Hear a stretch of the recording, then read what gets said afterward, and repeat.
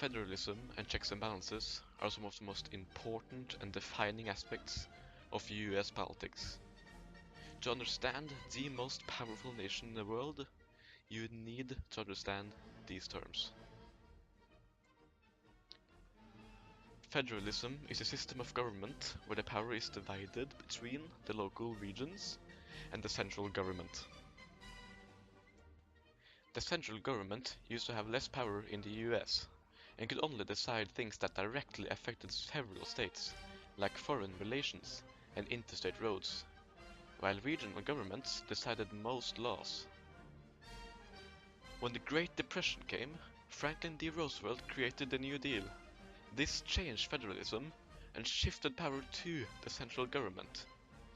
This was done by distributing federal funds through categorical grants, which is money that the states must use for a specific purpose. An example of this is Medicaid. The central government can also set regulations and rules that the states must follow. An example of this is when the Supreme Court deemed same-sex marriage a constitutional right, making it legal in every state. This leads us to checks and balances. The United States is divided into three branches: Congress, which is the legislative branch, President, which is the executive branch, and the Supreme Court, which is a judicial branch. Checks and balances is a way to stop these branches from becoming too powerful. Congress can check the president by rejecting the appointments of officials made by the president. They can reject treaties, withhold funding, override a veto, and even impeach the president.